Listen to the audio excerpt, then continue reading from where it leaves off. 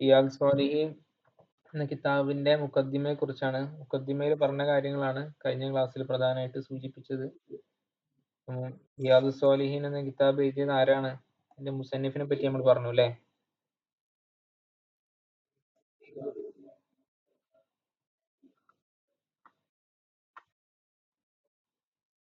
കാണുന്നില്ലേ സ്ക്രീന്?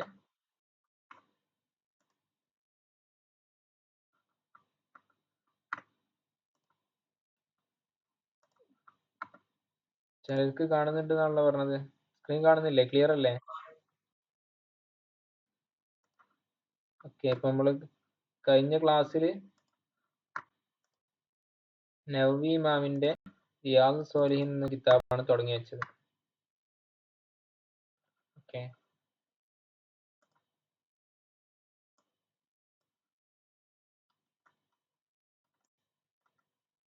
അതിൽ ഫസ്റ്റ് ഹദീസ് പറഞ്ഞു. അപ്പൊ സ്വഹീഹായ ഹദീസുകൾ മാത്രം ചേർത്തിട്ടുള്ള കിതാബുകളാണ് റിയാദ് സ്വാലിഹീൻ. അപ്പൊ മനുഷ്യന്മാർ നന്നാവുക എന്നുള്ളതാണ് ഈ കിതാബിന്റെ ഉദ്ദേശം.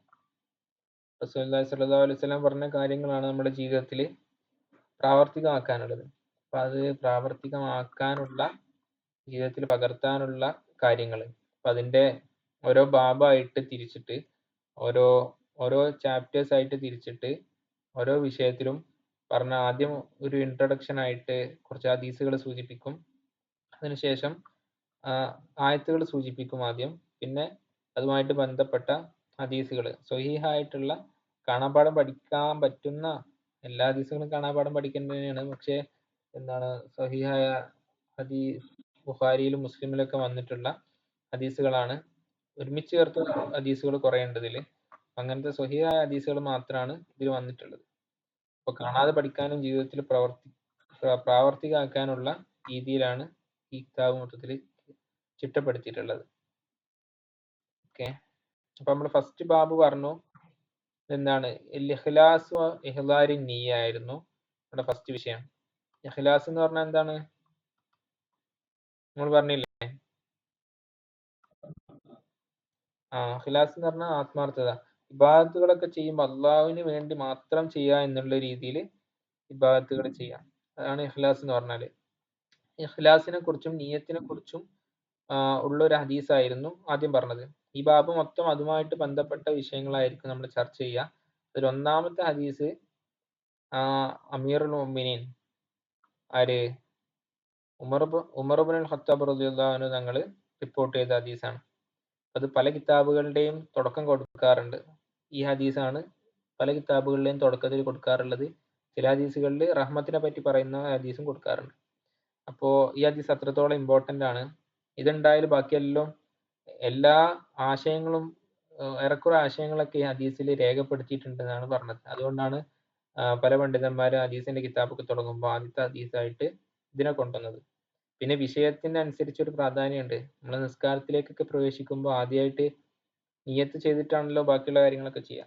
അതേപോലെ ജീവിതം നന്നാക്കാൻ ഉദ്ദേശിക്കുന്ന ഒരാളെ സംബന്ധിച്ചിടത്തോളം ആദ്യം നിയ്യത്ത് നന്നാക്കിയിട്ട് ബാക്കിയുള്ള കാര്യങ്ങളിലേക്ക് കടക്കുകയാണ് ചെയ്യേണ്ടത്. ഇപ്പൊ കഴിഞ്ഞ ഹദീസുകളിൽ ഞാൻ ജസ്റ്റ് ചെറുതായിട്ടൊന്ന് സൂചിപ്പിക്കുകയാണ്. കഴിഞ്ഞ ഹദീസുകളിൽ നമ്മൾ എന്താ പഠിച്ചത്? ഇന്നമൽ അഅ്മാലു ബിന്നിയാത്ത്, എല്ലാ അമലുകളും സ്വീകാര്യമാകുന്നത് നിയ്യത്തുകളെ കൊണ്ടാണ് എന്നാണ് ഹദീസിൽ പറഞ്ഞത്. പിന്നെ പറഞ്ഞത് ഇന്നമാ ലികുല്ലി ഇംറിഇൻ മാ നവ, എല്ലാ മനുഷ്യന്മാർക്കും ഒരു ഉദ്ദേശിച്ച കാര്യമാണുള്ളത്. എല്ലാ നിയ്യത്ത് പോലെയാണ് മയ്യത്ത് എന്ന് കേൾക്കാറുണ്ടല്ലോ. എല്ലാ മനുഷ്യന്മാർക്കും എന്താണ് അവർ പ്രവർത്തികൾ കൊണ്ട് ഉദ്ദേശിക്കുന്നത് അതിനനുസരിച്ചുള്ള റിസൾട്ട് ആയിരിക്കും അതുകൊണ്ട് കിട്ടുക. നമ്മള് കുറെ നിസ്കരിക്കുന്നു, നോമ്പ് നോൽക്കുന്നു എന്നതുകൊണ്ട് മാത്രം ഒരാൾ രക്ഷപ്പെടുന്നു പറയാൻ പറ്റില്ല. മറിച്ച് അയാളുടെ നിയ്യത്ത് എത്രത്തോളം ഉണ്ട് എന്ന രീതിയിൽ ആയിരിക്കും അതിന്റെ റിസൾട്ട് ഉണ്ടാവുക. ചിലപ്പോ കുറച്ച് ഭാഗത്ത് ചെയ്ത ആള് കുറേ നിസ്കരിച്ച ആളെക്കഴിഞ്ഞ് ചിലപ്പോൾ കൂടുതൽ എന്തായിരിക്കാം അയാളുടെ പ്രവർത്തനങ്ങൾക്ക് ഫലം കൂടുതൽ കിട്ടിയേക്കാം. അപ്പൊ നമ്മൾ എന്ത് മനസ്സിലാക്കരുത്? പിന്നെ കുറച്ച് നിസ്കരിച്ചാൽ പോരെ എന്ന് മനസ്സിലാക്കരുത്. നല്ല നിയ്യത്തോടെ കുറെ നിസ്കരിക്കുകയാണ് വേണ്ടത്. ഓക്കെ, പറഞ്ഞത് ഇവിടെ നിയ്യത്തിന്റെ പ്രാധാന്യമാണ് മനസ്സിലാക്കേണ്ടത്. എന്ന് പറഞ്ഞു ഇന്നമൽ അഅ്മാലു ബിന്നിയാത്ത് എന്നാണ്. ഇപ്പൊ ഇത് കുറച്ചൊക്കെ നമ്മൾ ഹദീസുകൾ കാണാതെ പഠിക്കാനും കൂടെ ശ്രദ്ധിച്ചു കഴിഞ്ഞാൽ നല്ല രസമായിരിക്കും. റസൂലുള്ളാഹി സ്വല്ലല്ലാഹു അലൈഹി വസല്ലം ഞങ്ങൾ പറഞ്ഞ കാര്യങ്ങളാണല്ലോ. ഒരു വാക്കുപോലും തെറ്റാതെ ഇപ്പൊ 1400 കാലങ്ങളായിട്ട് 1400 വർഷം അതിലേറെ വർഷങ്ങളായിട്ട് നമ്മളെ അടുത്തേക്ക് എത്തിയിട്ടുണ്ട്. അപ്പൊ അത് ഇസ്ലാമിന്റെ ഒരു സൗന്ദര്യം കൂടിയാണ്. നമ്മള് ഇപ്പൊ മക്കയിലും മദീനത്തിലും ചെന്നാല് ആ പുണ്യഭൂമിയിലാണെന്നുള്ളൊരു സംഭവം ആ ഒരു എന്താ പറയാ സന്തോഷം നമുക്കുണ്ടാവും. പക്ഷെ അവിടെ സങ്കടപ്പെടുത്തുന്ന ഒരു കാര്യം എന്ന് വെച്ചാല് പഴയ ഒരു സാധനവും ചിലപ്പോൾ കാണാനുണ്ടാവില്ല എന്നുള്ളതാണ്. അത് കുറെ വഹാബി ഭരണകൂടത്തിന്റെ ഒക്കെ ഒരു ചരിത്രങ്ങൾ മായ്ക്കാനുള്ള ഒരു അവരുടെ ശ്രമങ്ങൾ മനഃപൂർവ്വമുള്ള ശ്രമങ്ങൾ കൊണ്ടുകൂടിയാവാം. നമ്മളിങ്ങനെ ഊഹിച്ചെടുക്കണം ഏക്കൂടെ ആയിരിക്കും നിമിഷങ്ങൾ പോയിട്ടുണ്ടാവുക, ചെന്നിട്ടുണ്ടാവാം എന്ന് തുടങ്ങിയ കാര്യങ്ങൾ. പിന്നെ ഉഹുദ് അതേപോലുള്ള സൗറ് ഹിറ പോലുള്ള സംഭവങ്ങളൊക്കെ ഉള്ളതുകൊണ്ട് കുറച്ച് നമുക്കൊരു ഒരു മനസ്സിലാക്കാൻ പറ്റും. അപ്പോൾ ഞാൻ പറഞ്ഞത് ഈ ജിയോഗ്രഫിക്കലി നമ്മൾ അത്രത്തോളം ആ ഭൂമിയിലേക്ക് അവിടെ വന്ന ആൾക്കാർക്കും ഒക്കെ മാറ്റമുണ്ട്. പക്ഷെ നിങ്ങളൊന്ന് ആലോചിച്ച് നോക്ക്, അന്ന് പറഞ്ഞ കാര്യങ്ങള്, അന്ന് നബിതങ്ങൾ പറഞ്ഞ കാര്യങ്ങൾ ഇപ്പോഴും ഒരു അക്ഷരം മാറാതെ നമ്മളിലേക്ക് എത്തിയിട്ടുണ്ട്. അത് ഇസ്ലാമിന്റെ വലിയൊരു സൗന്ദര്യമാണ്. അപ്പൊ നമ്മളിലേക്ക് എത്തിയിട്ടുണ്ടെങ്കിൽ അതെന്ത് ചെയ്യണം, നമ്മൾ കാണാതെ പഠിക്കുക എന്നുള്ളത് നമ്മളെ ഭാഗത്ത് നിന്ന് ഉണ്ടായിരിക്കേണ്ട എന്താ പറയാ അതിനോടുള്ളൊരു സ്നേഹത്തിന്റെ ഭാഗം കൂടിയാണ്. അപ്പൊ ഫസ്റ്റ് ഹദീസ് പറഞ്ഞു ഇന്നമൽ അഅ്മാലു ബിന്നിയാത്ത്, അതിന്റെ ബാക്കിയുണ്ട് ഇന്നമാ ലികുല്ലി ഇംറിഇൻ മാ നവ ഫമൻ കാനത്ത് ഹിജ്റതു ഇലല്ലാഹി വറസൂലി ഫഹിജ്റതു ഇലല്ലാഹി വറസൂലി വമൻ കാനത്ത് ഹിജ്റതു ലിദുനിയ യുസീബുഹാ വഇംറാത്തിൻ യൻകിഹുഹാ ഫഹിജ്റതുഹു ഇലാ മാ ഹാജറ ഇലൈഹി. നമ്മൾ കഴിഞ്ഞ ക്ലാസ്സിൽ പറഞ്ഞതാണ്, റിപ്പീറ്റ് ചെയ്യുന്നില്ല. ഇനി രണ്ടാമത്തെ ഹദീസാണ് നമ്മൾ പറയാൻ പോകുന്നത്. അത് ആരെ തൊട്ടാണ് റിപ്പോർട്ട് ചെയ്തത്, ആരാണത് നിവേദനം ചെയ്തിട്ടുള്ളത്? അൻ ഉമ്മിൽ മുഅ്മിനീൻ ഉമ്മി അബ്ദില്ലാഹി ആയിഷത്ത് റളിയല്ലാഹു അൻഹാ കാലത്ത്. ഉമ്മുൽ മുഅ്മിനീൻ ഉമ്മഹാത്തുൽ മുഅ്മിനീനിൽപ്പെട്ട ആയിഷ ബീവിയാണ് ഈ ഹദീസ് റിപ്പോർട്ട് ചെയ്തിട്ടുള്ളത്.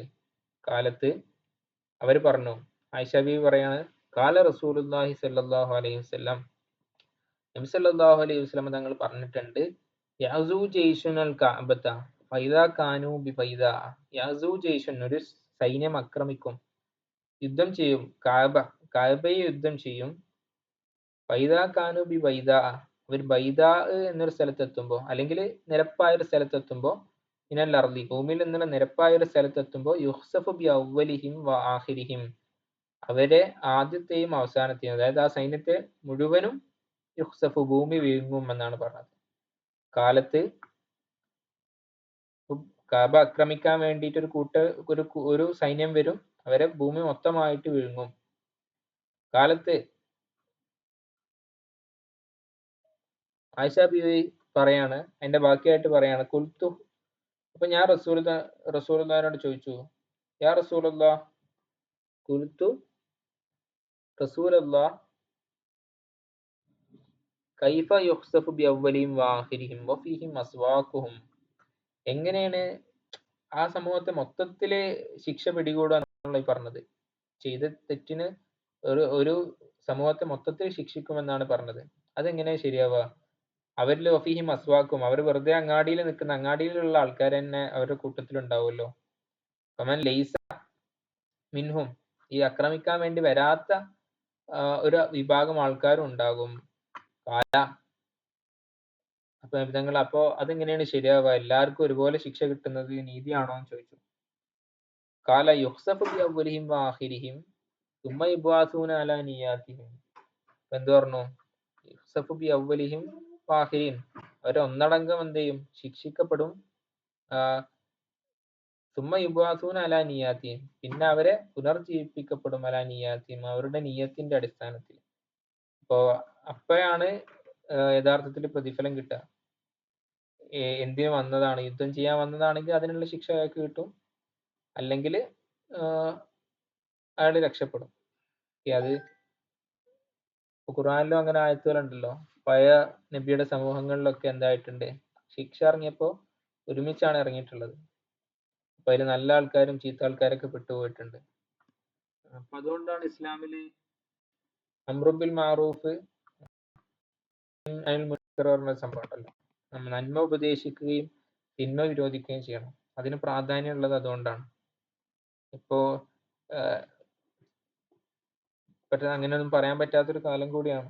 ഈ സദാചാര പോലീസ് എന്നൊക്കെ പറഞ്ഞിട്ട് എന്ത് ചെയ്യും, ആൾക്കാർ അതിനെ തടയും. പക്ഷെ ഇസ്ലാമിലെ ഏറ്റവും അടിസ്ഥാനപരമായ കാര്യമാണ് നല്ലത് പറഞ്ഞു കൊടുക്കുകയും തെറ്റുകൾ കണ്ടാൽ അതിനെ തൊട്ട് വിരോധിക്കുകയും ചെയ്യാന്നുള്ളത്. അതിനൊക്കെ ഒരു മാനദണ്ഡങ്ങളുണ്ട്. പബ്ലിക്കായിട്ട് ഒരാൾ തെറ്റ് ചെയ്യുന്ന കണ്ടാൽ ഫേസ്ബുക്കിൽ ഇടുകയും യൂട്യൂബിൽ വീഡിയോ ഇടുകയും ചെയ്യുന്നത് അത് ഇസ്ലാമിന്റെ മാർഗമല്ല. പക്ഷെ രഹസ്യമായിട്ട് ഉപദേശിക്കുകയാണ് ഒരാൾ നന്നാവണം എന്ന് നമുക്ക് ഉദ്ദേശമുണ്ടെങ്കിൽ ഏറ്റവും നല്ല രീതിയിൽ നമുക്ക് ചെയ്യാൻ പറ്റുന്ന ഒരു പ്രതിവിധി. അങ്ങനെ ഒരു സംഭവം ഉണ്ടായിരിക്കുക. നന്മ പറയാനും തിന്മ ചെയ്യരുത് എന്ന് പറയാനും ഒരു ടീം ഉണ്ടായിരിക്കുക എന്നുള്ളത് ഒരു സമൂഹത്തെ സംബന്ധിച്ചിടത്തോളം വളരെ പ്രധാനപ്പെട്ട ഒരു കാര്യമാണ്. അപ്പൊ ഇവിടെ പറഞ്ഞത് തിന്മകൾ ശിക്ഷ വരുമ്പോൾ മൊത്തമായിട്ട് സമൂഹത്തിൽ തന്നെ ശിക്ഷ പിടികൂടും. പിന്നെ അവരുടെ നിയത്തിനനുസരിച്ച് അവരെന്താണോ ഉദ്ദേശിച്ചത് അതിനനുസരിച്ച് എന്ത് ചെയ്യും, അവർക്ക് ശിക്ഷയും അതേപോലെ തന്നെ പ്രതിഫലമൊക്കെ കിട്ടും എന്നാണ് പറഞ്ഞത്. അതാ ലഫ്ദുൽ ബുഖാരി. ബുഖാരി ഇമാം റിപ്പോർട്ട് ചെയ്ത ലഫ്ദാണ് നമ്മളിപ്പോൾ പറഞ്ഞത്. ഓക്കെ, രണ്ടാമത്തെ ഹദീസാണ് നമ്മൾ പറഞ്ഞത്. വിഷയം ക്ലിയർ ആയോ?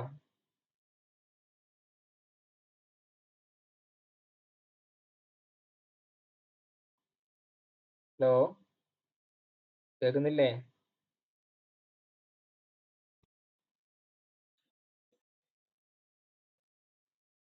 ഓക്കെ,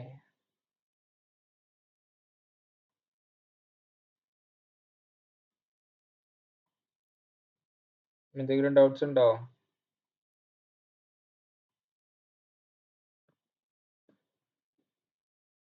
ഇത് ഉമ്മഹാത്തുൽ മുഅ്മിനീങ്ങളിൽപ്പെട്ട ആയിഷ ബീവി റിപ്പോർട്ട് ചെയ്ത ഹദീസാണ്. ആയിഷ ബീവിന്റെ ചരിത്രം നമുക്കറിയാലോ. അതിന് ആദ്യം ഉമ്മുൽ മുഅ്മിനീൻ എന്ന് വിളിക്കുന്നത് എന്തുകൊണ്ടാണ്? നബിതങ്ങളെ വിവാഹം ചെയ്തു എന്ന ഒരു ബഹുമാനത്തിന്റെ മേലാണ് നമ്മൾ അങ്ങനെ വിളിക്കുന്നത്.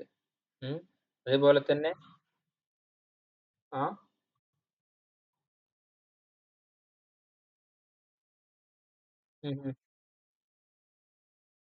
ആയിഷ ബീവിക്ക് മക്കളില്ല. അത് നല്ലൊരു ഡൗട്ടാണ്. അത് പറയാം.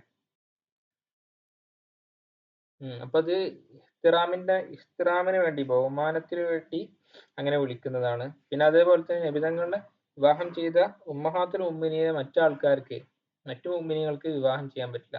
കാരണം മുഅ്മിനീങ്ങളുടെ ഉമ്മാന്റെ സ്ഥാനത്താണ് ഇവരുള്ളത്. ഓക്കെ, അതുകൊണ്ടാണ് എന്ത് ചെയ്യുന്നത്, ഉമ്മഹാത്തുൽ മുഅ്മിനീൻ എന്ന് പറയുന്നത്. പക്ഷേ അപ്പൊ ഉമ്മമാരാണ് നമുക്ക് നോക്കാൻ പറ്റുമല്ലോ. ആ വിധി എന്തില്ല, ഇവിടെ ഇല്ല. ഉമ്മഹാത്തുൽ മുഅ്മിനീൻ ആണെങ്കിലും അവരെ നോക്കലും കാണലൊക്കെ മറ്റു സ്ത്രീകളെ കാണുന്നത് പോലെ തന്നെയാണ്. പക്ഷെ അവർക്ക് മുസ്ലിമീങ്ങളുടെ ഉമ്മമാരുടെ സ്ഥാനത്താണ്. ഓക്കെ, അപ്പൊ അതേപോലെ തന്നെയാണ് എല്ലാ ഉമ്മഹാത്തുൽ മുഅ്മിനീനും. കാരണം നമ്മുടെ കരുണയിലും കാരുണ്യത്തിലും റഹ്മത്തിലും ഒക്കെ നമ്മുടെ സ്ഥാനത്താണ് ആര്? അബുല്ലിൽ മുഅ്മിനീനാണ് നബിതങ്ങള്. കാരുണ്യത്തിലും മക്കളോടുള്ള പോലെയാണ് നബിതങ്ങൾ നമ്മളെ സ്നേഹിക്കുന്നത്. ആ ഒരു സ്നേഹം നബിതങ്ങളുടെ ഭാര്യമാരോടും ആ ഒരു എന്താണ് ആ ഒരു രീതിയിൽ നമ്മൾ കാണിക്കുന്നുണ്ട്. പക്ഷെ അതൊരു കുടുംബ ബന്ധം എന്ന രീതിയിലല്ലല്ലോ. അപ്പോ അത് ഭയങ്കര ഹൃദയസ്പർശിയായ ഒരു ചരിത്രമുണ്ട്. അബൂബക്കർ റളിയല്ലാഹു തങ്ങളെ ഈ ആയിഷ ബീവിനെ കല്യാണം ആലോചിക്കാൻ വേണ്ടി പോകുന്ന സമയത്ത് ഖദീജ ബീവി മരിച്ചതിന് ശേഷം കുറെ കാലം എന്ത് ചെയ്തിട്ടില്ല, നിങ്ങൾ കല്യാണം കഴിച്ചിട്ടില്ലായിരുന്നു. പിന്നെ ആയിഷ ബീവിനെ കല്യാണം കഴിക്കാൻ വേണ്ടി, പിന്നെ സൗദ ബീവിനെയും കല്യാണം കഴിക്കാൻ വേണ്ടിയിട്ട് ഇവരെയാണ് ഖദീജ ബീവിക്ക് ശേഷം ആദ്യമായിട്ട് നബിതങ്ങൾ വിവാഹം ചെയ്തത്. അപ്പൊ ഈ ആലോചന നടക്കുന്ന സമയത്ത് ഒരു സഹാബി വനിത ഉണ്ടായിരുന്നു. ഇവരാണ് ആദ്യം നബിതങ്ങളോട് പോയി പറഞ്ഞത്, നബിതങ്ങൾ കല്യാണം കഴിക്കണം എന്നൊരു രീതിയിൽ ആവശ്യപ്പെട്ടത്. അങ്ങനെ പോകുന്ന സമയത്ത് അബൂബക്കർ റളിയല്ലാഹുവിനോട് ഇങ്ങനെ ചോദിച്ചു. നബിതങ്ങളോട് ആദ്യം വിഷയം പറഞ്ഞു, രണ്ട് സ്ത്രീകളുണ്ട് കല്യാണം കഴിക്കാന്, ഇടയിൽ നിന്നിട്ടാണ് കാര്യങ്ങൾ റെഡിയാക്കുന്നത്, സംസാരിക്കുന്നത്. അപ്പോ അബൂബക്കർ റളിയല്ലാഹുവിന്റെ മോളെയാണ് ഒന്ന് ആലോചിച്ചത്. ആയിഷ ബീവിനെയാണ് ഒരാളായിട്ട് കല്യാണം കഴിക്കാൻ ഉദ്ദേശിച്ചത്. മറ്റൊന്ന് സൗദ ബീവിനെയാണ്. ഈ സ്വഹാബി വനിത പോയിട്ട് നബിതങ്ങളോട് സജസ്റ്റ് ചെയ്തത് ഈ രണ്ടാൾക്കാരെയാണ്. അങ്ങനെ അബൂബക്കർ റളിയല്ലാഹു ഞങ്ങളോട് പോയിട്ട് ഈ വിഷയം പറഞ്ഞു, ഇങ്ങനെ കല്യാണം കഴിക്കാനുണ്ട് എന്ന് പറഞ്ഞപ്പോ ആരാണെന്ന് ചോദിച്ചു. അപ്പൊ അബൂബക്കർ റളിയല്ലാഹു സന്തോഷമായി. പക്ഷെ അബൂബക്കർ റളിയല്ലാഹുവിനുള്ള പ്രശ്നം എന്തായിരുന്നു? ഇത് നിമിത്തങ്ങളും ഞാനും അത്ര ക്ലോസ് ആണ്. അപ്പൊ ആ ഒരു സാഹോദര്യം, സ്വന്തം സഹോദരന്റെ മോനെ കല്യാണം കഴിക്കാൻ പറ്റുമോ, മോളെ കല്യാണം കഴിക്കാൻ പറ്റുമോ എന്ന രീതിയിലുള്ള ഒരു സംഭാഷണം അവിടെ നടന്നു. അപ്പൊ പറഞ്ഞു, നിമിത്തങ്ങൾ പറഞ്ഞ അതിന് മറുപടി ആയിട്ട് പറഞ്ഞ എന്താണ്, ഇസ്ലാമിലുള്ള സഹോദരനാണ് അബൂബക്കർ റളിയല്ലാഹു അൻഹു, അപ്പോ കല്യാണം കഴിക്കാം. അപ്പൊ ഇവിടെ പറഞ്ഞത് മുഅ്മിനീങ്ങൾക്ക് വാപ്പാന്റെ സ്ഥാനത്താണ് റഹ്മത്തിലും റഅഫത്തിലും ഒക്കെ. പിന്നെ ഉമ്മു അബ്ദില്ല എന്ന് പറഞ്ഞല്ലോ. ഉമ്മു അബ്ദില്ല അത് അബ്ദുല്ലാഹിബ്നു സുബൈർ തങ്ങളെ, അതായത് അസ്മാ ബീവി ഉണ്ട്, ആയിഷ ബീവിന്റെ ജ്യേഷ്ഠത്തിയാണ് ആര്, സഹോദരിയാണ് അസ്മാ ബീവി. അവരുടെ മകനാണ് അബ്ദുല്ലാഹിബ്നു സുബൈർ തങ്ങൾ. അവരെ പേരുകൊണ്ടാണ് ഇങ്ങനെ ഉമ്മ അബ്ദില്ല എന്ന് പേര് വെക്കുന്നത്. അല്ലാതെ ആയിഷ ബീവി നേരിട്ട് കുട്ടികളില്ല. പിന്നെ അവരുടെ സഹോദരന്റെ മകനായ അബ്ദുല്ലാഹിബ്നു സുബൈർ തങ്ങളുടെ പേര് വെച്ചിട്ടാണ് അങ്ങനെ പേര് വെക്കുന്നത് കേട്ടോ.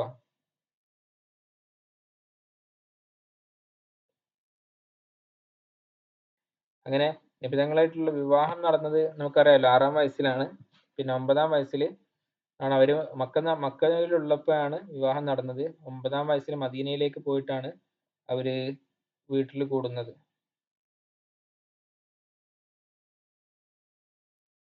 ബദ്ർ യുദ്ധം കഴിഞ്ഞ സമയത്തായിരുന്നു പിന്നീട് സെപ്പറേറ്റ് വീട്ടിലേക്ക് അവർ താമസം മാറുന്നത്. അവർ പിന്നെ ആയിഷ ബീവി, നബിതങ്ങൾ വഫാത്താകുന്ന സമയത്ത് ആയിഷ ബീവിക്ക് 18 വയസ്സാണ്. പിന്നെ അത് കഴിഞ്ഞിട്ട് 40 വർഷം ആയിഷ ബീവി ജീവിച്ചു. 58-ാം വയസ്സിലാണ് അവര് വഫാത്താവുന്നത്. ഒരുപാട് ഹദീസുകൾ എന്തായിട്ടുണ്ട്, ആയിഷ ബീവിനെ തൊട്ട് റിപ്പോർട്ട് ചെയ്തിട്ടുണ്ട്.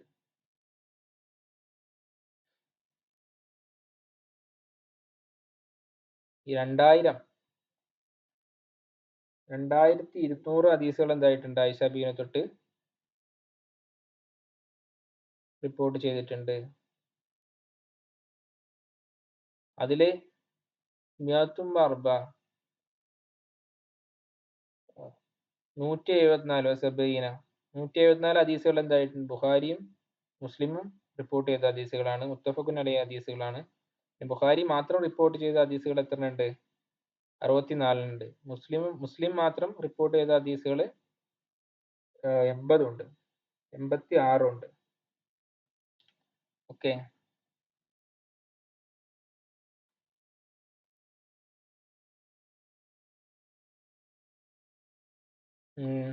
പിന്നെ അടുത്ത ഹദീസ് നോക്കാം. ആയിഷത്ത് റളിയല്ലാഹു അൻഹ, ആയിഷ ബീവിനെ തൊട്ട് തന്നെയാണ് അടുത്ത ഹദീസ് റിപ്പോർട്ട് ചെയ്തിട്ടുള്ളത്.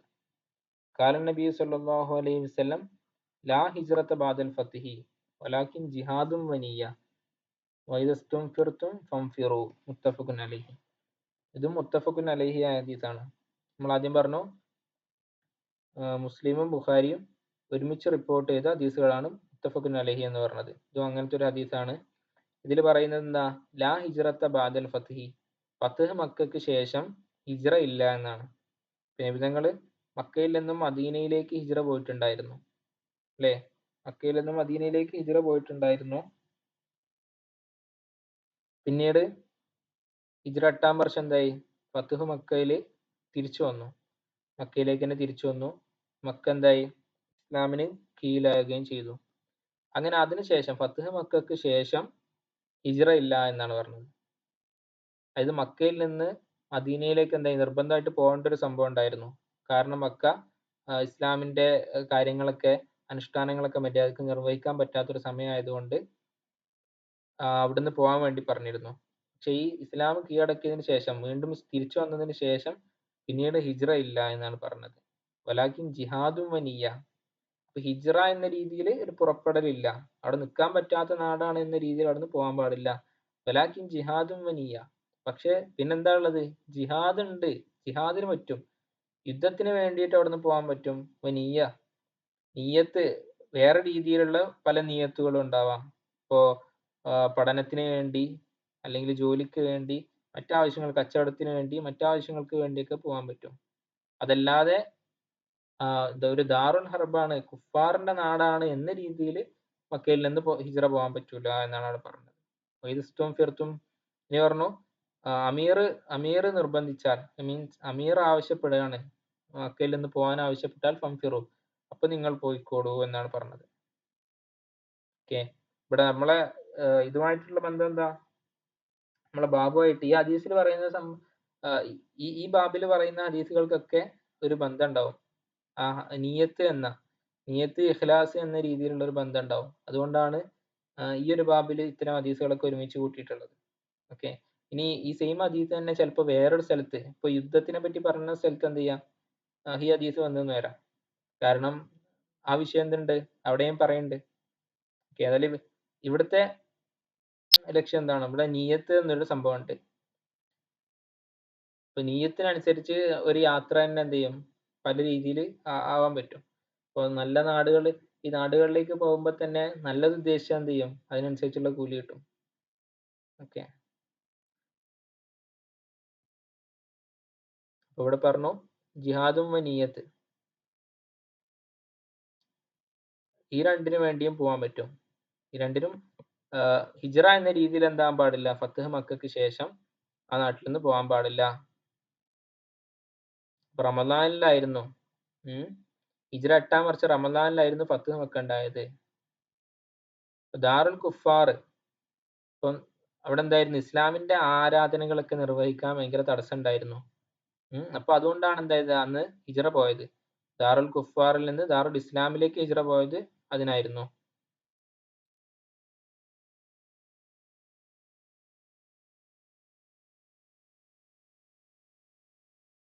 ഈ ഇസ്ലാമിന്റെ ആരാധന ഇവിടെയൊക്കെ പല പ്രശ്നങ്ങളും വരും. ഈ മതരാഷ്ട്രവാദത്തിന്റെ ആൾക്കാരൊക്കെ പറയുന്നത് എന്താണ്, ഇന്ത്യ ദാറുൽ ഹർബാണ്, അതിൽ അങ്ങനെ പല സ്റ്റേറ്റ്മെന്റും ഉണ്ട് ഓരോ നാട്ടിനെ പറ്റി അങ്ങനെ പറയുന്നത്. ഇസ്ലാം നമുക്ക് ആരാധനകൾ നിർവഹിക്കാൻ പ്രശ്നമില്ലാത്ത കാലത്തോടെ നമുക്ക് അവിടുന്ന് ഓടിപ്പോകേണ്ട കാര്യമില്ല. നമ്മുടെ ദീനിന്റെ കാര്യങ്ങൾ നമുക്ക് നിസ്കരിക്കാനോ നമുക്ക് നോമ്പെടുക്കാനോ മറ്റുള്ള ആരാധനകൾ നിർവഹിക്കാനോ പ്രശ്നമില്ലെങ്കിൽ നമ്മൾ അവിടെ തന്നെ നിൽക്കുകയും ആ രാജ്യത്തിന് വേണ്ടി പ്രവർത്തിക്കുകയും അവിടുത്തെ നിയമങ്ങൾ അനുസരിക്കുകയാണ് ചെയ്യേണ്ടത്. മറ്റേതൊക്കെ നമ്മുടെ തന്നെ എന്താ പറയുക നിലനിൽപ്പിനെ ബാധിക്കുകയും ഒക്കെ ചെയ്യുന്ന ഒരു പ്രശ്നമാണ്. അതേപോലെ തന്നെ ഒരു ഇസ്ലാമിക രാഷ്ട്രം ഉണ്ടാക്കാൻ വേണ്ടി യുദ്ധം ചെയ്യുന്ന സംഭവം ഉണ്ടല്ലോ, അതൊന്നും ഇപ്പോഴത്തെ കാലത്ത് പോസിബിൾ ആയ ഒരു സാധനമല്ല. അങ്ങനെ ഉണ്ട്, അത് ഇമാമൊക്കെ ഇസ്ലാമിലെ ഒരു മൊത്തത്തിലുള്ള ഒരു ഇമാം ഉണ്ടാവുകയും ഇസ്ലാമിക നാട്ടിനൊരു ഇമാം ഉണ്ടാവുകയും ഒരു രാജ്യം എന്ന രീതിയിൽ വ്യവസ്ഥാപിതമായ ഒരു സംവിധാനം ഉണ്ടാവുകയും ചെയ്യുമ്പോഴാണ് അങ്ങനെ ഒരു ആവശ്യം വരുന്നത്. അപ്പോഴാണ് അതിന്റെ ചർച്ചകൾ തന്നെ വരുന്നത്. ഇപ്പോൾ എല്ലാവരും പരസ്പരം ട്രീറ്റി ഒരു സന്ധിയിലും പല രാജ്യങ്ങളായിട്ട് നിശ്ചിതമായ ബോർഡറുകളിലൊക്കെ താമസിക്കുകയും ഇതൊക്കെ നോക്കാൻ വേണ്ടിയിട്ട് UN അതുപോലത്തെ സംഘടനകളൊക്കെ ഉണ്ടാവുകയും പരസ്പരം കരാറിൽ ഏർപ്പെട്ടിരിക്കുകയൊക്കെ ചെയ്യുന്ന സമയത്ത് അങ്ങനെ ഒരു ചർച്ച തന്നെ അവിടെ വരുന്നില്ല.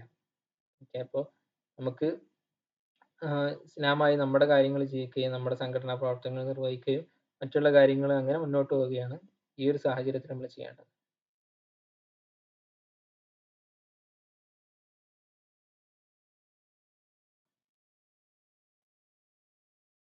പിന്നെ ഇത് ആദ്യം ഹിജ്റ പോയത് അങ്ങനെ ഒരു ഒരു പോയിന്റ് കാണാൻ പറ്റും. മദീനയിൽ എന്തായിരുന്നു, കാനു കലീലിന ഈഫീന, ഒരു ന്യൂനപക്ഷമായിരുന്നു, അവരെന്തായിരുന്നു ദുർബലരായിരുന്നു. ഇപ്പൊ മക്കയില് സ്വന്തം നാട്ടിൽ അവിടെ അവരുടെ മുതലും കാര്യങ്ങളും സമ്പത്തും എല്ലാം അവിടെ ഉണ്ടായിട്ട് മറ്റൊരു നാട്ടിലേക്ക് എല്ലാം ഉപേക്ഷിച്ച് പോകാന്ന് പറഞ്ഞാൽ കുറച്ച് റിസ്ക് ഉള്ള കാര്യമാണല്ലോ. പക്ഷെ ഇസ്ലാമിനോട് ശക്തി പകരണമെങ്കിൽ എന്തായിരുന്നു, അങ്ങനെ മദീനയിലേക്ക് ആവശ്യം ഉണ്ടാവുകയും ചെയ്തിരുന്നു. ആ ഒരു സംഭവം കൊണ്ടാണ് ആദ്യം മക്കയിൽ എല്ലാവരും ഹിജ്റ പോകണം എന്നുള്ള കാര്യം പറഞ്ഞത്. പിന്നെ അതിനുശേഷം മദീനയിലും അത്യാവശ്യം ഇസ്ലാമിന്റെ കാര്യങ്ങളൊക്കെ സ്ഥിരമായപ്പോൾ ഇങ്ങനെ ആക്കിയതാണെന്നും കാണാൻ പറ്റും.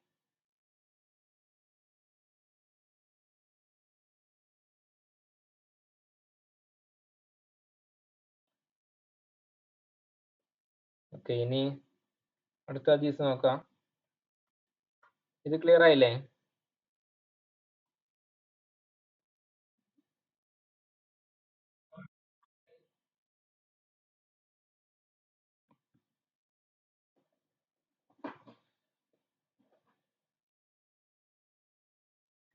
ഇനി വൻ നബി അബ്ദുല്ലാഹി ജാബിർ ഇബ്നു അബ്ദുല്ലാഹി അൻസാരി റളിയല്ലാഹു അൻഹുമ ഖാല, Abu Abdullah Jabir bin Abdullah എന്ന സ്വഹാബിയാണ്. ജാബിർ റളിയല്ലാഹു അൻഹു ആണ് ഈ ഹദീസ് റിപ്പോർട്ട് ചെയ്യുന്നത്. ഒരു മദീനയിൽ വെച്ച് അവസാനം വഫാത്തായ സ്വഹാബിയാണ് ആര്? ജാബിർ റളിയല്ലാഹു അൻഹു. അത് പറയാം.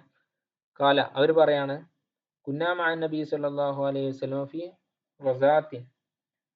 നമ്മൾ ഒരു യുദ്ധത്തിൽ നബിതങ്ങളോട് കൂടെ ആയിരുന്നു ഒരു യുദ്ധത്തിൽ ഉണ്ടായിരുന്നത്. അത് തബൂക്ക് യുദ്ധത്തിലാണെന്ന് വേറൊരു റിവായത്തിൽ കാണാൻ പറ്റും. അപ്പൊ തബൂക്ക് യുദ്ധത്തിന്റെ സമയത്ത് നമ്മൾ നബിതങ്ങളോട് കൂടെ ആയിരുന്നു. അപ്പൊ നബിതങ്ങൾ പറഞ്ഞു, ഇന്നവിൽ മദീനത്തിൽ റിജാലൻ മാ സിർത്തും മസീറൻ വലാ ഖതാത്തും വാദിയൻ ഇല്ലാ കാനൂ മഅക്കും ഹബസഹുമുൽ മറല്ലു. മദീനയിൽ എന്തുണ്ട്? കുറച്ച് ആൾക്കാരുണ്ട്. മാസിർത്തും മസീറൻ, അവർ ഈ വഴിയൊന്നും സഞ്ചരിച്ചിട്ടില്ല. അവർ ഈ താഴ്വരകളൊന്നും വലാ ഖതാത്തും വാദിയൻ, അവർ ഈ വാദികളൊന്നും മലഞ്ചെരുവുകളൊന്നും മുറിച്ച് കടന്നിട്ടില്ല. ഇല്ലാ കാനൂ മഅക്കും, പക്ഷേ അവർ നിങ്ങളോട് കൂടെ ഉണ്ട്. മദീനയിലാണ് അവരുള്ളത്, പക്ഷെ അവർ നിങ്ങളോട് കൂടെ ഉണ്ട്. നമുക്ക് നോക്കാം എന്താ പറയാ. ഹബസഹുമുൽ മറല്ലു, അവരെന്തായി? രോഗം അവരെ ഹബസ് ചെയ്തിരിക്കുന്നു, ബന്ധിച്ചിരിക്കുന്നു. അതുകൊണ്ട് രോഗം കാരണം അവർക്ക് വരാൻ സാധിച്ചിട്ടില്ല. അങ്ങനത്തെ ഒരാൾക്കാര്, അങ്ങനത്തെ സ്വഹാബത്ത്, അവര് മദീനയിലാണ് ഉള്ളതെങ്കിലും അവർക്ക് ഈ വഴിയൊന്നും സഞ്ചരിക്കാൻ സാധിച്ചിട്ടില്ലെങ്കിലും അവര് നിങ്ങളോട് കൂടെ ഉണ്ട്. നിങ്ങളോട് കൂടെ ഉണ്ട് എന്ന് പറഞ്ഞതിനർത്ഥം വേറൊരു ഹദീസിൽ റിവായത്തിൽ റിപ്പോർട്ട് ചെയ്തത് കാണാം, ഇല്ലാ ഷറക്കൂക്കും ഫിൽ അജ്രി, അവര് നിങ്ങളോട് അജ്റിൽ, കൂലിയിൽ എന്തായിട്ടുണ്ട്? ഷെയർ ചെയ്തിട്ടുണ്ട്. റവാഹു മുസ്ലിം റിപ്പോർട്ട് ചെയ്ത ഹദീസാണത്. അപ്പോൾ മദീനയില് ഇപ്പോഴുള്ള ആൾക്കാരുണ്ട്. നബിതങ്ങളും സഹാബത്തൊക്കെ യുദ്ധത്തിന് പോയെങ്കിലും കുറച്ച് ആൾക്കാർക്ക് പല രോഗം കൊണ്ടോ അല്ലെങ്കിൽ വാർദ്ധക്യം കൊണ്ടോ അല്ലെങ്കിൽ വീട്ടില് സ്ത്രീകളെ നോക്കാൻ ആൾക്കാരില്ലാത്തത് കൊണ്ടോ അങ്ങനെ പല കാരണങ്ങൾ കൊണ്ട് യുദ്ധത്തിന് വരാൻ പറ്റാത്ത ആൾക്കാരുണ്ടാവും. എല്ലാരും കൂടി വന്നു കഴിഞ്ഞാല് അവിടുത്തെ കാര്യങ്ങളോ അവതാളത്തിലാവും. അങ്ങനെ നബിതങ്ങള് പല യുദ്ധങ്ങളിലും എന്തായിട്ടുണ്ട്? നബിതങ്ങളുടെ സ്ഥാനത്ത് നോക്കാനൊക്കെ വേണ്ടിയിട്ട് കുറച്ച് ആൾക്കാരെ ഏൽപ്പിച്ചിരുന്നു. ഇത് ചിലപ്പോ ദിവസങ്ങളും മാസം വരെ നീണ്ടു നിൽക്കാവുന്ന യുദ്ധങ്ങളാണ് ഉണ്ടായിരുന്നത്. ഓക്കെ, അപ്പോ ഇത്രയും സമയം ഒരുമിച്ച് ആണുങ്ങൾ നാട്ടിലില്ലാതായി കഴിഞ്ഞാൽ പ്രശ്നങ്ങൾ ഉണ്ടാവും. അങ്ങനെ ഏതായാലും പല കാരണങ്ങൾ കൊണ്ട് യുദ്ധത്തിന് വരാൻ പറ്റാത്ത ആൾക്കാരുണ്ട്. പക്ഷെ നിങ്ങളുടെ കൂടെ അവരും ഉണ്ട്. നിങ്ങൾക്ക് കിട്ടുന്ന അതേ കൂലി അവർക്കും കിട്ടുന്നുണ്ട്. ഇവിടെ നമ്മുടെ ബാബുമായിട്ടുള്ള ബന്ധം എന്താണ്? കാരണം അവർക്ക് യുദ്ധത്തിന് വരാൻ ആഗ്രഹമുണ്ട്. അപ്പൊ അവരുടെ നീയത്ത്, അവരുടെ ആ ഒരു മനസ്സില് അവർ നമ്മളോട് കൂടെയാണുള്ളത്, അപ്പൊ അതിന്റെ കൂലി അവർക്കും കിട്ടും എന്നാണ് പറഞ്ഞത്.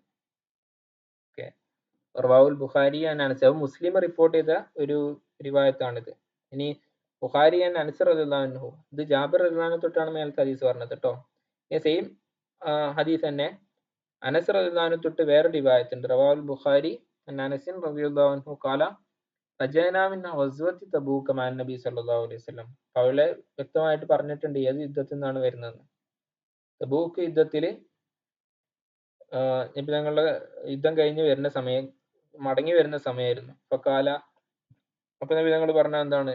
ഇന്ന അക്വാമൻ ഖൽഫനാ ബിൽ മദീനത്തി മാ സലക്നാ ശഅബൻ വലാ വാദിയൻ ഇല്ലാ വഹും മഅന. നമ്മളെ തൊട്ട് പിന്തിയ മദീനയിൽ കുറച്ച് സ്വഹാബത്തുണ്ട്, ആൾക്കാരുണ്ട്. മാ സലക്നാ ശഅബൻ വലാ വാദിയൻ, അവരൊരു കുന്നും ഒരു മലഞ്ചെരുവും എന്നും നമ്മളെ കൂടെ യാത്ര ചെയ്തിട്ടില്ല. ഇല്ലാ വഹും മഅന ഹബസഹുമുൽ ഉദ്റു, പക്ഷേ അവര് നമ്മളോട് കൂടെയുണ്ട്. അവരെ ബന്ധിച്ചിട്ടുള്ളത് എന്താണ്? ഉദ്റാണ്. അവർ കാരണം ഉള്ളത് കൊണ്ടാണ് അവർ വരാതിരുന്നത്. ഹബസ പറഞ്ഞാൽ ജയിലിലാക്കുക, എന്താ പറയാ, ബന്ദിയാക്കുക എന്നൊക്കെ പറയാം. അവരെ തടഞ്ഞത് എന്താണ്? അവിടെ വിലങ്ങിയത് എന്താണ്? ഒരു കാരണമാണ്. കാരണം ഉണ്ടായിട്ട് അങ്ങനെ യുദ്ധത്തിന് വരാതിരുന്ന ആൾക്കാർക്ക് അവർക്ക് എന്തുണ്ട്? യുദ്ധം ചെയ്തതിന്റെ കൂലി തന്നെ ഉണ്ട്. ഓക്കെ, ഇത് ക്ലിയർ അല്ലേ?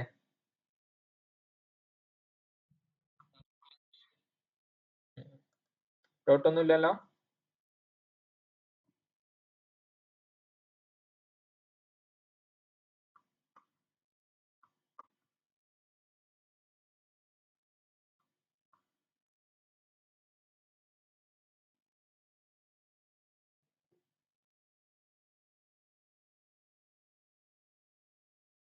ഓക്കെ, ഇനി അടുത്ത ഹദീസ് നോക്കാം. അപ്പൊ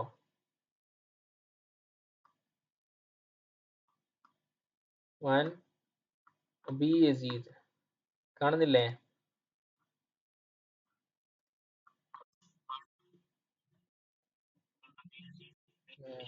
നിങ്ങൾ വായിച്ചു.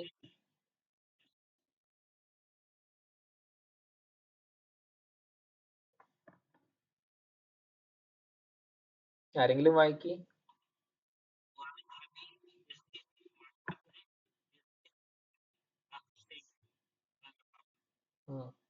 റളിയല്ലാഹു അൻഹു.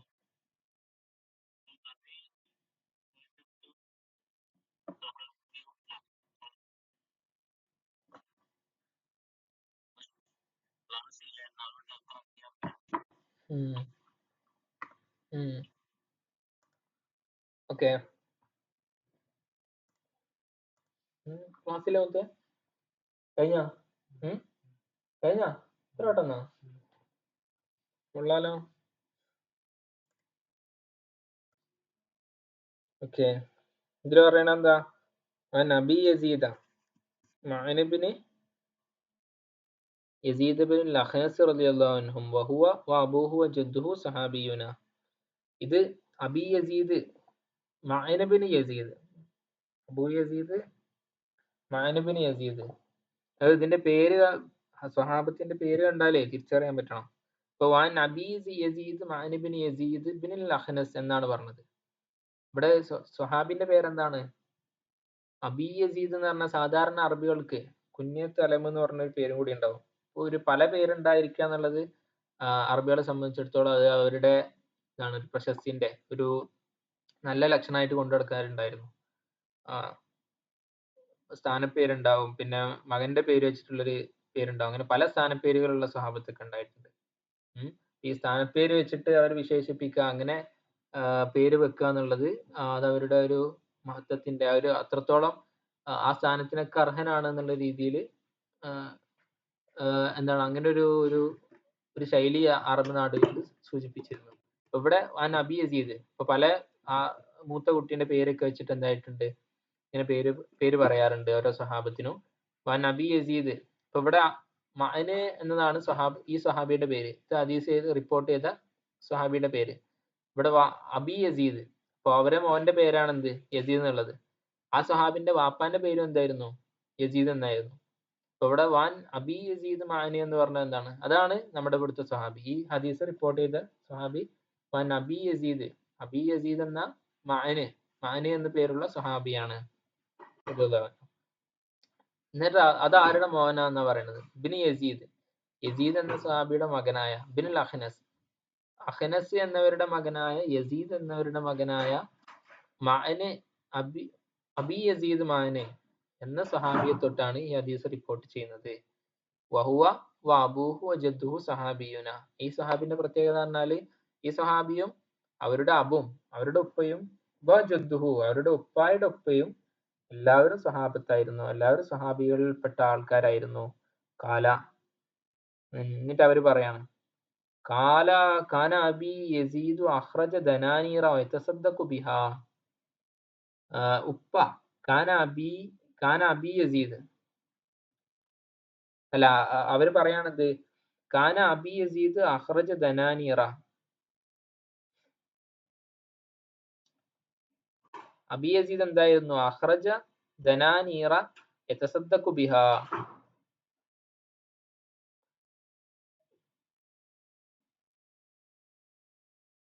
ഈ സഹാബി കുറച്ച് ദീനാർ സ്വതക്ക ചെയ്യാൻ വേണ്ടിയിട്ട് എന്തായിരുന്നു? എടുത്തു കൊണ്ടുവരായിരുന്നു. അപ്പൊ വലാഹ ഇൻദ റജുലിൻ ഫിൽ മസ്ജിദി. അങ്ങനെ പള്ളിയിലെ അടുത്തുള്ള ഒരാളുടെ അടുത്ത് പണം വെച്ചു, വിതരണം ചെയ്യാൻ വേണ്ടിയിട്ട് അത് അവരുടെ അടുത്ത് വെച്ചു. അപ്പൊ ജേത്തു അപ്പൊ ഞാൻ ചെന്നു.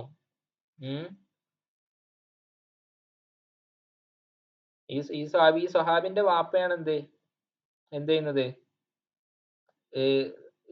ദീനാർ സ്വതക്ക ചെയ്യാൻ വേണ്ടിയിട്ട് പള്ളിയിൽ വെക്കുന്നത്. എന്നിട്ടപ്പോ ആ വെച്ച സാധനം എന്തായി? മകന് പോയിട്ട് എടുത്തു. അപ്പൊ അതൈതുഹു ബിഹ, ഞാനത് എടുത്തു, വാപ്പാനൊപ്പം പോയി. അപ്പൊ കാല, അപ്പോ വാപ്പ പറഞ്ഞു വല്ലാഹി മാ ഇയ്യാക അറത്തു, അത് നിനക്ക് തരാനുള്ള ഉദ്ദേശിച്ചത്. കറുത്ത് നിങ്ങൾക്ക് തരാനുള്ള ഉദ്ദേശിച്ചിട്ട് ഇപ്പൊ ഹാസം തുഹൂല റസൂലുള്ളാഹി സ്വല്ലല്ലാഹു അലൈഹി വസല്ലം. അപ്പൊ അങ്ങനെ ഒരു സംഭവം നടന്നപ്പോ അവസാനം പരാതിയായിട്ട് എന്തായി, റസൂലുള്ളാഹി സ്വല്ലല്ലാഹു അലൈഹി വസല്ലം അടുത്തേക്ക് പോയി. അപ്പൊ കാല നബിതങ്ങൾ എന്താ പറഞ്ഞപ്പോ, ലക്കമാന വെയ്ത്ത യാ യസീദ് വലക്കമാ അഖദ്ത യാ മാൻ റവാഹുൽ ബുഖാരി. നബിതങ്ങൾ അവിടെ നിന്ന് പറഞ്ഞു, നിങ്ങൾ എന്താണോ ഉദ്ദേശിച്ചത് അത് നിങ്ങൾക്കുണ്ട്. യസീദ് പറഞ്ഞാൽ ഉപ്പയാണ്. ഉപ്പാനോട് പറഞ്ഞു, നിങ്ങൾ എന്താണ് ഉദ്ദേശിച്ചത് നിങ്ങൾക്ക് കിട്ടി. ഇവരെന്താണ് ഉദ്ദേശിച്ചത്, സ്വതക്ക കൊടുക്കാന്നുള്ളതാണ് ഉദ്ദേശിച്ചത്, അത് നിങ്ങൾക്ക് കിട്ടി. വലക്ക മാൻ മായന എന്നവർക്ക് എന്തായി, ഈ മകനായ മായന എന്ന സ്വഹാബിക്ക് നിങ്ങൾക്ക് എടുത്ത സാധനം നിങ്ങൾക്കും ഉണ്ട്. അതായത് ആവശ്യമുള്ളത് കൊണ്ടാണ് ഇവരെടുത്തത്. അപ്പൊ എന്താ സംഭവിച്ചത്, ഉപ്പ മകനും പള്ളിയിൽ പോവാണ്. ഉപ്പ എന്തായി, കുറച്ച് ദീനാർ എടുത്തു സ്വതക്ക ചെയ്യാൻ വേണ്ടിയിട്ട് ദീനാർ എടുത്താണ് പോയത്. അങ്ങനെ പള്ളിയിൽ ഒരാളുടെ അടുത്ത് വെച്ചു. ഈ മകന് അത് പോയിട്ട് എടുക്കുകയും ചെയ്തു. ഇവിടെ വാപ്പ സ്വതക്ക ചെയ്യാൻ ഉദ്ദേശിച്ചു, മകൻ എന്തായി, ക്യാഷ് ആവശ്യമുള്ളത് കൊണ്ട് സ്വതക്ക അർഹനായ ആളായതുകൊണ്ട് അത് പോയി എടുക്കുകയും ചെയ്തു. നബിതങ്ങളുടെ അടുത്ത് കേസ് എത്തിയപ്പോ എന്താ പറഞ്ഞത്, സ്വതക്ക സ്വന്തം ആൾക്കാർക്ക് കൊടുത്താലും പ്രശ്നമില്ല. ഈ യസീദ് എന്നവരെന്താ സ്വതക്ക ചെയ്യാനായിരുന്നു ഉദ്ദേശിച്ചത്, അത് മകന് കൊടുത്താലും ഓക്കെയാണ്, മകൻ എടുത്തതുകൊണ്ട് പ്രശ്നമില്ല. ഓക്കെ, മനസ്സിലായോ? ഹലോ. അപ്പൊ ഇവിടെ എന്താണ്, ഈ സ്വഹാബിന്റെ നീയത്ത് അങ്ങനെയാണ്. സ്വഹാബി നീയത്ത് കൊടുക്കാനായിരുന്നു, സ്വതക്ക എന്ന രീതിയിലായിരുന്നു ആ പൈസ കൊടുക്കാൻ ഉദ്ദേശിച്ചത്. സ്വന്തം മകനെടുത്താലും കുഴപ്പമില്ല. ഇവിടെ നീയത്ത് എന്നതാണ് പ്രധാനം. ഓക്കെ. അപ്പൊ അതിന് ഇനി വേറൊരു ഹദീസും വരും. നമ്മൾ സ്വന്തം വീട്ടുകാർക്ക് നമ്മൾ ചെലവാക്കുന്ന ചെലവുകൾ കൂടി, അവരെ കൊണ്ട് നല്ല ഭക്ഷണം വാങ്ങിച്ചു കൊടുക്കുന്നതും അതുപോലുള്ള കാര്യങ്ങളൊക്കെ നമുക്ക് കൂലി കിട്ടും. അതായത് നമ്മളെ ഉദ്ദേശം അങ്ങനെയാണെങ്കിൽ അവർക്ക് സ്വതക്ക ചെയ്യുന്നു, അവർക്ക് സന്തോഷത്തിന് വേണ്ടി അവർക്ക് ഒരു സമ്മാനം എന്ന രീതിയിൽ കൊടുക്കുന്നു, എന്നാകുമ്പോ അതിനുള്ള പ്രതിഫലം കൂടി നമുക്ക് കിട്ടും. ഓക്കെ.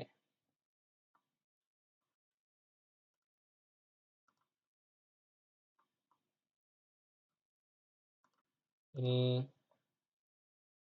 ഈ സ്വഹാബിന്റെ പ്രത്യേകത പറഞ്ഞു കേട്ടില്ലേ. ഈ സ്വഹാബിയും അവിടുത്തെ ഉപ്പയും അവിടുത്തെ ഉപ്പാന്റെ ഉപ്പയും എല്ലാവരും എന്തായിരുന്നു, സ്വഹാബത്തിൽപ്പെട്ടവരായിരുന്നു.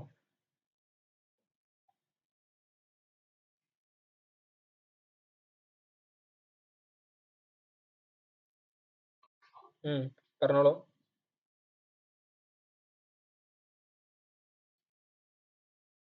ഹലോ, കേൾക്കുന്നുണ്ട്?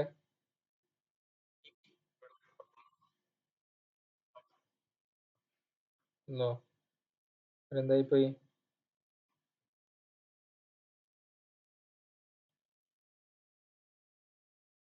എന്താണ് ചോദിച്ചത്, ക്ലിയർ ആയോ?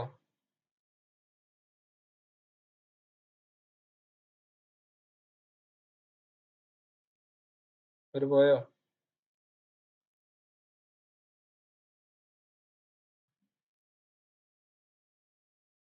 അപ്പൊ ഈ സ്വഹാബി എന്ന് പറഞ്ഞാൽ ആരാന്നറിയോ?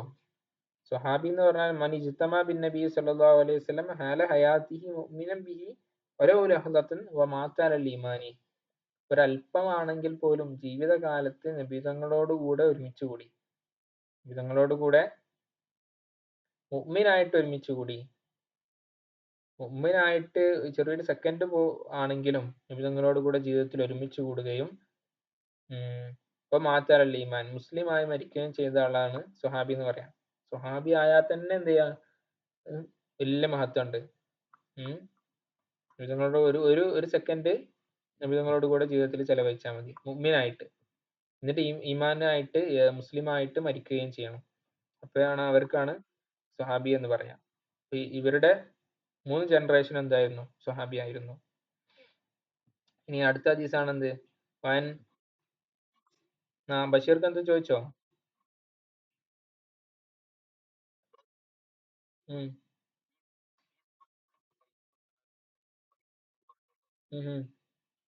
പറഞ്ഞോ.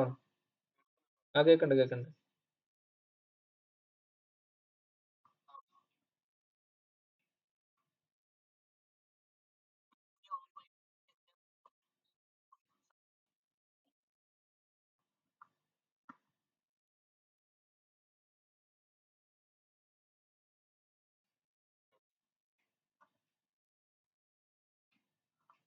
പോയോ?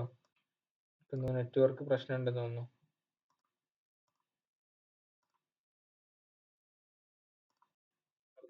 ആ ഇപ്പൊ ക്ലിയർ ആണ്, പറഞ്ഞോളി. ആ ആ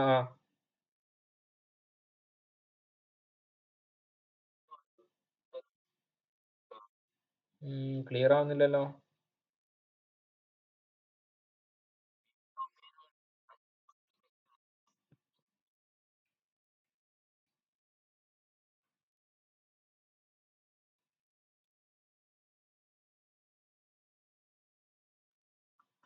ഓക്കെ, നിങ്ങള് റെഡി?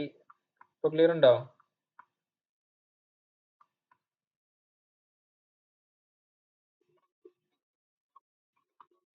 ബ്രേക്ക് ആവുന്നുണ്ട്.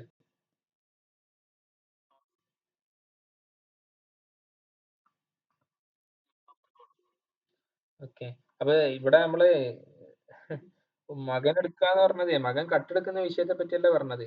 ഇവര് ഈ സഹാബി കുറച്ച് പൈസ സ്വതക്ക ചെയ്യണം എന്ന് ഉദ്ദേശിച്ച് പള്ളിയില് ഒരു സ്ഥലം ഉണ്ടെന്ന് വിചാരിക്കാം. ഒരാളുടെ അടുത്ത് ഡിസ്ട്രിബ്യൂട്ട് ചെയ്യാൻ വേണ്ടിയിട്ട് കൊണ്ടുപോയി. ഒരാൾക്ക് കൊടുത്തിട്ട് എന്തായി, ഇത് ആവശ്യക്കാർക്ക് കൊടുത്തോളൂ എന്ന് പറഞ്ഞിട്ട് കൊടുത്തു. അപ്പൊ ഈ മകനായ സഹാബി പോയിട്ട് എന്തായി, അത് അവരുടെ അടുത്ത് വാങ്ങി. ഓക്കെ, മകന് ഇപ്പൊ ആവശ്യമുണ്ടെന്ന് വിചാരിച്ചോ. മകന് പൈസന്റെ ആവശ്യമുണ്ട്. ഓക്കെ, അപ്പൊ ഇവര് സ്വതക്ക എന്നുള്ള രീതിയിൽ കൊടുത്തതാണ് മറ്റാളുടെ അടുത്ത്. അവരുടെ അടുത്ത് പോയിട്ട് സ്വഹാബി എന്തായി, അത് വാങ്ങി. അപ്പൊ ഈ വാപ്പാക്കും കൂലി കിട്ടി, മകന് പ്രശ്നമില്ല. മകന് സ്വതക്ക എന്ന രീതിയിൽ സ്വീകരിച്ചാണ്, വാപ്പാക്ക് പ്രശ്നമില്ല. അത് സ്വന്തം മകനായതുകൊണ്ട് അതിന്റെ കൂലി നഷ്ടപ്പെടുന്നില്ല എന്നാണ് പറഞ്ഞത്. ഓക്കെ, അപ്പൊ നമ്മള് പെരുന്നാൾക്ക് എന്ത് ചെയ്യും, 100 റുപ്യ ഒരാൾക്ക് കൊടുക്കണം, അത്യാവശ്യമുള്ള ആൾക്ക് കൊടുക്കണം എന്ന് വിചാരിച്ചു. എന്നിട്ട് നമ്മൾ അനിയനോ അല്ലെങ്കിൽ മകനോ വേറെ ആർക്കെങ്കിലും കൊടുത്താൽ അതിന്റെ കൂലി കിട്ടും. നമ്മള് നീ നേർച്ചാക്കിയില്ലെങ്കിൽ അതിന്റെ കൂലി കിട്ടും. നമ്മള് സ്വതക്ക ചെയ്യുന്നത് സ്വന്തം കുടുംബക്കാർക്കായാലും അതിന്റെ കൂലി കിട്ടും. പിന്നെ കുടുംബക്കാർക്ക് സ്വതക്ക ചെയ്താൽ കുറച്ച് കൂലി കൂടുതൽ കിട്ടുമെന്നാണ് എന്നും പറയുന്നുണ്ട്. ഇനി ഈ വരുന്ന ദിവസം അതുമായിട്ട് ബന്ധപ്പെട്ട ഒരു കാര്യം കൂടിയാണ്. وعن أبي إسحاق سعد بن أبي وقاص مالك بن وهيب بن عبد مناف بن زهيرة بن كلاب رضي الله عنه بن مرة بن كعب بن لؤي القريشي الزهري رضي الله عنه. ഈ സഅദ് ബിൻ അബി വക്കാസ് റളിയല്ലാഹു അൻഹു ആണ് ഈ ഹദീസ് റിപ്പോർട്ട് ചെയ്യുന്നത്. അത് അഹദിൽ അഷറത്തിൽ മഷ്ഹൂദി ലഹും ബിൽ ജന്ന, അഷറത്തുൽ മുബശ്ശറ എന്ന് പറഞ്ഞ സ്വഹാബത്തുണ്ട്. 10 ആൾക്കാർക്ക് എന്തായി, ജീവിതകാലത്ത് തന്നെ സ്വർഗം കൊണ്ട് എന്തായി സന്തോഷ വാർത്ത അറിയിക്കപ്പെട്ടിട്ടുണ്ട്. അവരിൽ പെട്ട സ്വഹാബിയാണ് ആര്, സഅദ് ബിൻ അബി വക്കാസ് റളിയല്ലാഹു അൻഹു. അപ്പൊ അവർ റിപ്പോർട്ട് ചെയ്ത ഹദീസാണ് ഈ പറയുന്നത്. നമ്മള് പുറത്തേൽ അവസാനം കാണുമല്ലോ, സാജിൻ സൈദിൻ സുബൈരിൻ തൊല്ലഹത്തിൻ എന്ന് പറഞ്ഞിട്ടുള്ള പാട്ടുണ്ടല്ലോ, ബൈത്തുണ്ടല്ലോ. അവരെ പറ്റി പല ബൈത്തുകളും അങ്ങനെ വന്നിട്ടുണ്ട്. വളരെ അഷറത്തുൽ മുബശ്ശറ എന്നാണ് അവർക്ക് പറയാം. അഷറത്തുൽ മുബശ്ശറ പറഞ്ഞാൽ സ്വർഗം കൊണ്ട് സന്തോഷ വാർത്ത അറിയിക്കപ്പെട്ട 10 പേർക്കാണ് അങ്ങനെ പേരുള്ളത്.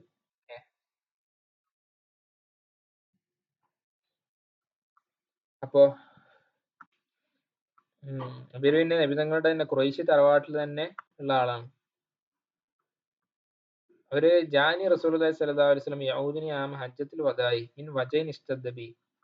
അപ്പൊ അവര് പറയാണ്, ജാനി റസൂലുള്ളാഹി, നബിതങ്ങൾ എൻ്റെ അടുത്ത് വന്നു, യഊദിനി സന്ദർശിക്കാൻ വേണ്ടിയാണ് വന്നത്, ആമ ഹജ്ജത്തുൽ വദാഇ മിൻ വജൈൻ ഇസ്തദ്ദ ബി. എനിക്ക് ശക്തിയായിട്ട് എന്തായി, അസുഖം ഉണ്ടായി, രോഗം മൂർച്ഛിച്ച സമയത്ത് നബിതങ്ങൾ സന്ദർശിക്കാൻ വന്നു. അപ്പൊ കുൽത്തു, അപ്പൊ ഞാൻ നബിതങ്ങളോട് ചോദിച്ചു, യാ റസൂലല്ലാ ഇന്നി ഖദ് ബലഅ ബി മിനൽ വജഇ മാ തറ.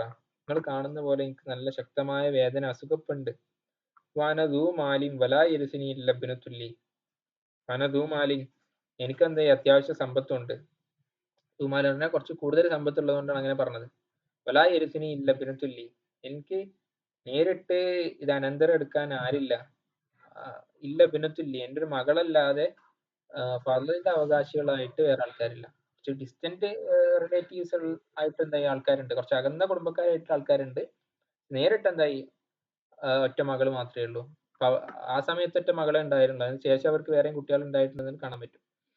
ഓക്കെ, അപ്പൊ ഒറ്റ മകളേ ഉള്ളൂ. അപ്പൊ അത്തസദ്ദഖു, അപ്പൊ ഞാൻ സ്വതക്ക ചെയ്യട്ടെ, ബി സുലുസൈ മാലി, എന്റെ 3/2 2/3 ഭാഗം എന്താവട്ടെ, മൂന്നിൽ 2 ഭാഗം ഞാൻ സ്വതക്ക കൊടുക്കട്ടെ എന്ന് പറഞ്ഞു.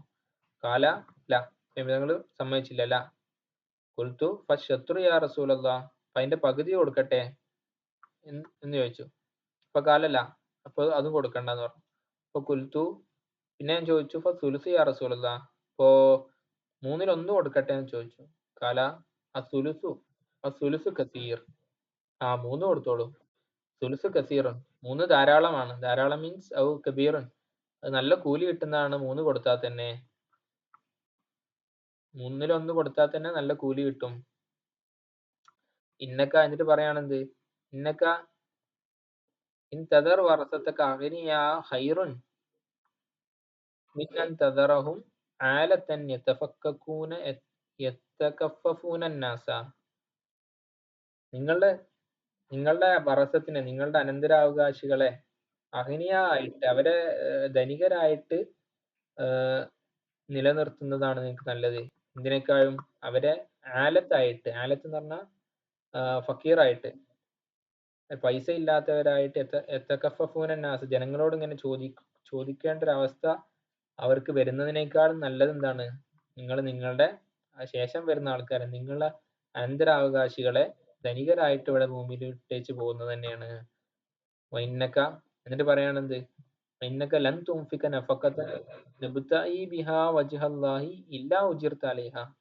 നിങ്ങൾ ഒരു നഫക്കത്ത് പോലും, അല്പം പോലും ചെലവഴിച്ചിട്ടില്ല. തബ്തഈ ബിഹാ വജ്ഹല്ലാഹി, അള്ളാഹുവിന്റെ വജ്ഹ്, അള്ളാഹുവിന്റെ തൃപ്തി അതിൽ ഉദ്ദേശിക്കുന്നുണ്ട്. അങ്ങനെ അല്പം പോലും ചെലവഴിച്ചിട്ടില്ല. ഇല്ലാ ഉജിർത അലൈഹ, അതിനെന്തായി, കൂലി കിട്ടിയിട്ടല്ലാതെ. ഹത്താമാ തജ്അലു ഫീ ഇംറാതിക, നിങ്ങളുടെ ഭാര്യക്ക് കൊടുക്കുന്ന അല്പം ഭക്ഷണം പോലും, അവൾക്ക് വാരി കൊടുക്കുന്നത് പോലും എന്തായിട്ടല്ല, അതിനൊക്കെ കൂലിയുണ്ട്. അപ്പൊ അതിന്റെ മാനദണ്ഡം എന്താണ്, ഇവിടെ ഒന്നുകൂടി ഇമ്പോർട്ടന്റ് ആണ്. വൈന്നക ലൻ തുംഫിക നഫഖതൻ തബ്തഗി ബിഹാ വജ്ഹല്ലാഹി, നിങ്ങൾ ചെലവഴിക്കുന്ന ഒരല്പം പോലും നിങ്ങൾ ചെലവഴിച്ചിട്ടില്ല.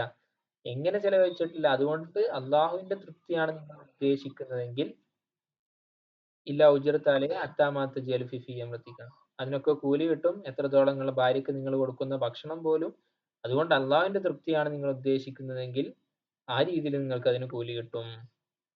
കാല ഫഖുൽതു യാ റസൂലല്ലാഹ് ഉഖല്ലഫു ബഅദ അസ്ഹാബി. കാല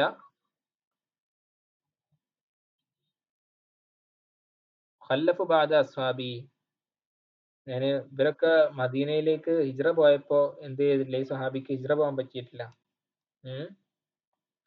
അപ്പൊ ഞാനിവിടെ പിന്തിക്കപ്പെടുന്നല്ലോ റസൂലെ എന്ന് പരാതി പറഞ്ഞപ്പോ ചോദിച്ചു, പറഞ്ഞു എന്താ, ഇന്നക ലൻ തുഖല്ലഫു വതഅമലു അമലൻ തബ്തഗി ബിഹി വജ്ഹല്ലാഹി ഇല്ല ഇസ്ദദ്ത ബിഹി ദറജതൻ വരിഫഅ.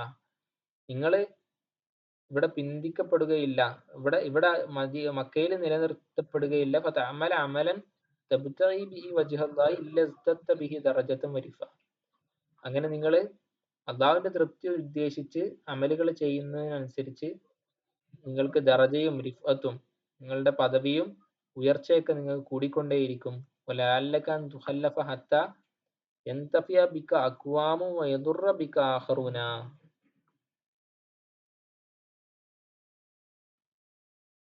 അല്ലാഹുമ്മ അംലി അസ്ഹാബി ഹിജ്റതഹും വലാ തറുദ്ദഹും അലാ അഖാബിഹിം ലാകിനൽ ബാഇസു സഅദ് ബിൻ ഖൗല യർസി ലഹു റസൂലുള്ളാഹി അൻ മാത ബിമക്കത തഫഖുൻ അലൈഹി. ഇവിടെ എന്താ പറഞ്ഞത്, അപ്പൊ സഹാബി പരാതി പറഞ്ഞു, ഇവിടെ ഞാനിവിടെ മക്കത്ത് ഒറ്റക്കായി പോകുന്നു, ഇവർക്കുള്ള അത്ര കൂലി എന്തില്ല, എനിക്ക് കിട്ടൂല എന്ന് പറഞ്ഞപ്പോ നിങ്ങൾ നല്ല നീയത്ത് വെച്ച് അള്ളാഹുവിന്റെ തൃപ്തി ഉദ്ദേശിച്ച് നിങ്ങൾ ചെയ്യുന്ന കാര്യങ്ങൾക്കൊക്കെ പ്രതിഫലം എന്തുണ്ടാവും, അതിനുണ്ടാകും. അപ്പൊ അങ്ങനെ ചെയ്താൽ മതി എന്നാണ് പറഞ്ഞത്.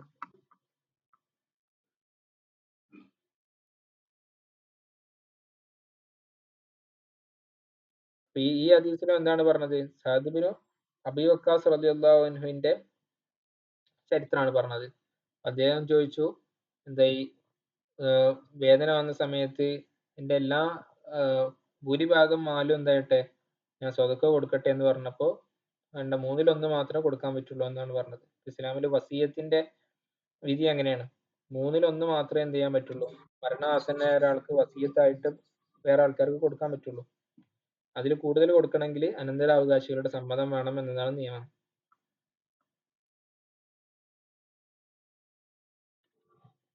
ഓക്കെ. പറഞ്ഞോളൂ. ഇത് ചോദിച്ചോ? ഹലോ.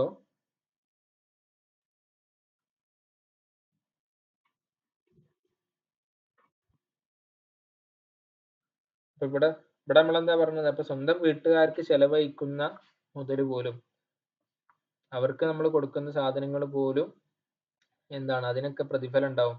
അതുകൊണ്ട് അള്ളാഹുവിന്റെ വജ്ഹ് ഉദ്ദേശിക്കുകയാണ്. അത് നല്ല നിയ്യത്ത് വെക്കുകയാണെങ്കിൽ അതിൽ കൂടി എന്ത് ചെയ്യും, നിർബന്ധമായ സ്വതക്ക നിർബന്ധമായിട്ടും വീട്ടിൽ ചെലവെടുക്കേണ്ട കാര്യം ഉണ്ടാവും. പിന്നെ അതല്ലാതെ ചെയ്യുന്ന കാര്യങ്ങളുണ്ടാവും. അതൊക്കെ എന്താണ്, നമുക്ക് അള്ളാഹുവിന്റെ അടുത്ത് കൂടുതൽ കൂലി കിട്ടാനുള്ള ഒരു മാർഗമാക്കി ഉപയോഗിക്കാൻ പറ്റും. എപ്പോ നല്ല നിയ്യത്ത് ഉണ്ടാവുമെങ്കിൽ, ഇതിൽ അള്ളാഹു താലേന്റെ വജ്ഹ് ഉദ്ദേശിക്കുന്നുണ്ടെങ്കിൽ കൂടുതൽ കൂലി അതിനൊക്കെ കിട്ടും എന്നാണ് ഇവിടെ സൂചിപ്പിച്ചത്. ഓക്കെ.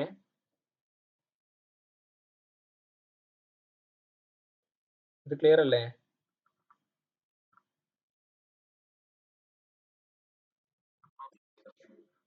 ഇൻഷാ അള്ളാ ബാക്കി നമുക്ക് അടുത്ത ക്ലാസ്സിൽ പറയാം കേട്ടോ.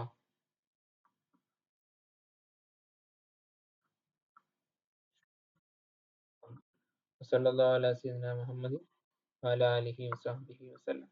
അസ്സലാമു അലൈക്കും.